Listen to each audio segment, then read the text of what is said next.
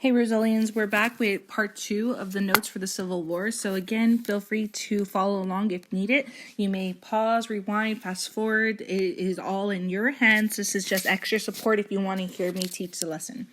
So I went ahead and did a screenshot of the PowerPoint that I provided you. Now in this PowerPoint, I have a little GIF of Marvel, the Civil War, because Marvel, if you remember, they're together, all these superheroes, and they're united. But then they start to fall apart and they start to fight against each other. This is very similar to what's happening in the United States at this time. You had the North and the South that had different points of views, different ways of life, different culture, different beliefs, and it boils over and it goes to all-out war because they cannot come to a consensus and they cannot come to an agreement on different facts of how a nation should run. So this is why I thought it was kind of neat. The Union versus Confederacy, again, it's an internal war. So we're going to start off where we left off. This PowerPoint's really slow or short. At the end of the first PowerPoint, we talked about the Battle of Antietam. Now, the Battle of Antietam was the biggest single day casualty. Now, this is different from what we're about to learn, the battles of Gettysburg.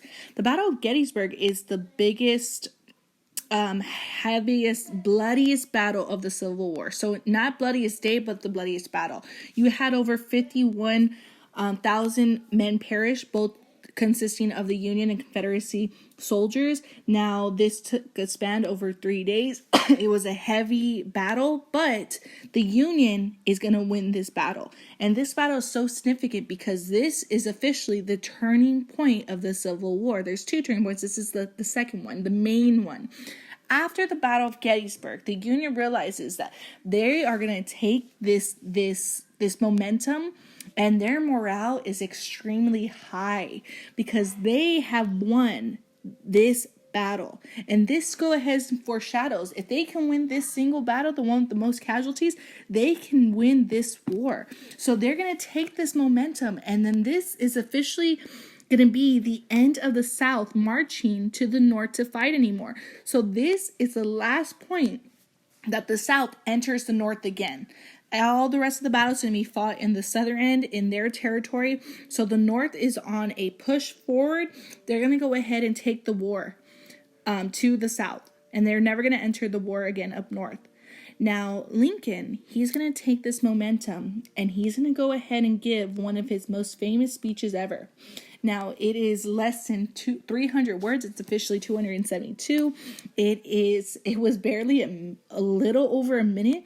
He actually did not like his speech at first, but he did not realize that these words that he's speaking to his people are going to mean so much more. So before we get to their conversation stem that we do in class, one of the reasons why Gettysburg was the turning point of the war was because who was the general of the Confederate Army, and his Confederate troops never entered the blank blank. So the key word here is, let's see if I can highlight it.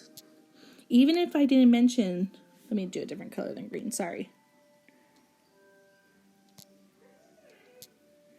Even if I didn't mention the general, if I look right here, context clues, and his Confederate troops, so who was the general of the Confederacy? That would be General Lee.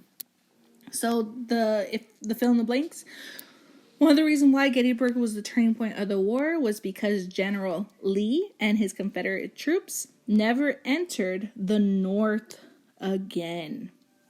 So that is why Gettysburg is so significant. So Lincoln's going to take this momentum and he's going to go ahead and address his Union. And he's going to go ahead and give one of the best speeches he has ever done. It is a little over 2 minutes, the Gettysburg Address. Now, this speech called for all citizens to rededicate themselves to winning the war and to protect the freedom and the ideals of our nation, what our nation stood for.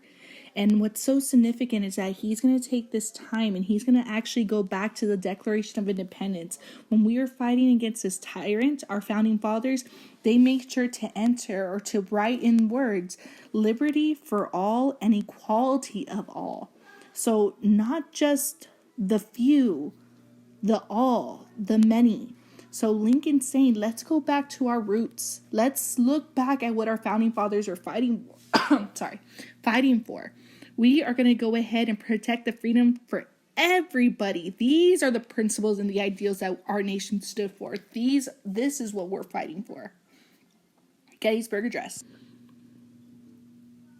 Now we're at the Battle of Vicksburg. Now this is significant because this is what officially cuts off the South's resources, because it is fought along the Mississippi River. And we go ahead, the Union cuts off, and this is a victory because they are able to make sure that the South cannot receive proper resources, because that Mississippi River officially cuts the Confederacy in half. It also cuts their supply line. This is very significant because without resources, they're going to go ahead and dwindle down, and they're not going to be able to fight this war that they need to so much have to win.